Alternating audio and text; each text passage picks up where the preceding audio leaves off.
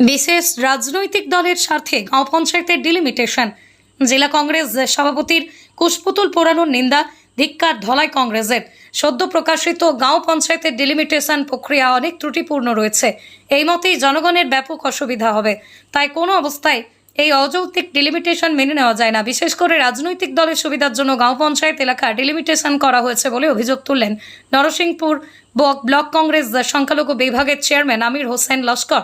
গাঁও পঞ্চায়েতের ডিলিমিটেশন অযৌক্তিকভাবে করা হয়েছে, এতেই জনগণের ভোগান্তির শেষ নেই। বিভিন্ন জিপির নাম ও জনবিন্যাস পরিবর্তন করে দেওয়া হয়েছে।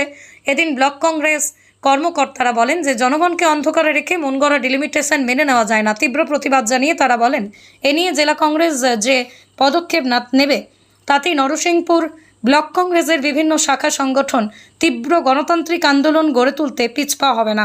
রাতের অন্ধকারে জেলা কংগ্রেস সভাপতি অভিজিৎ পালের কুশপুতুল পোড়ানোর তীব্র নিন্দা, ধিক্কার জানান। ব্যক্তিগতভাবে মত পার্থক্য থাকতেই পারে, তবে তা দলীয় হাইকমান্ডের কাছে তুলে ধরার পরিবর্তে জেলা কংগ্রেসের সভাপতির কুশপুতুল পোড়ানোর মাধ্যমে জনৈক ব্যক্তিরা প্রমাণ করে দিচ্ছেন যে তারা কংগ্রেসই নয়, বিজেপির মদতপুষ্ট লোকেরা বিজেপির ইশারায় কংগ্রেস কর্মীদের মনোবল দুর্বল করতে কুশপুতুল পোড়ানোর কাজ করছেন। সাংবাদিক সম্মেলনে বক্তব্য রাখেন নরসিংপুর ব্লক ওবিসি সেলের সভাপতি হরিমোহন কৈরি এবং সংখ্যালঘু বিভাগের সাধারণ সম্পাদক নাজিম উদ্দিন লস্কর। উপস্থিত ছিলেন নরসিংপুর ব্লক কংগ্রেসের সহ সভাপতি বাবুর উদ্দিন বড়ভূঁইয়া প্রমুখ।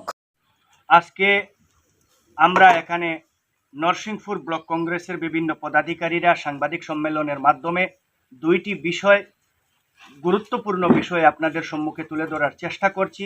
প্রথমত হলো, কিছুদিন আগে আসাম সরকার কর্তৃক গাঁও পঞ্চায়েতের যে ডেলিমিটেশনের খসড়া প্রকাশ পেয়েছে তা মেনে নেওয়ার মতো নয়, মেনে নেওয়া যায় না। ডেলিমিটেশনের যে রুল রেগুলেশন নিশ্চয় রয়েছে, সেই রুল রেগুলেশন বিরোধী আমি বলবো। কেননা কিছুদিন আগে আপনারা সকলেই অবগত আছেন যে বরাক উপত্যকার 15টি বিধানসভা সিট থেকে 2টা গুরুত্বপূর্ণ সিট কমিয়ে 13টি করা হয়েছে ডেলিমিটেশনের মাধ্যমে।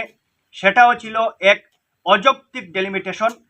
অনুরূপভাবে বর্তমানে যেটা খসড়া প্রকাশ পেয়েছে গাঁও পঞ্চায়েতের ডেলিমিটেশন, তাতেও দেখা গেছে যে একটা গাঁও পঞ্চায়েতের এক একটি গ্রুপকে কেটে বহুত দূরবর্তী অন্যান্য গাঁও পঞ্চায়েতের সঙ্গে একত্রিত করা হয়েছে। এই ডেলিমিটেশনের মাধ্যমে বিশেষ একটি রাজনৈতিক দলের এবং বিশেষ একটি সম্প্রদায়ের সুবিধা করে দেওয়ার জন্য এই ডেলিমিটেশন করা হয়েছে বলে আমরা মনে করি।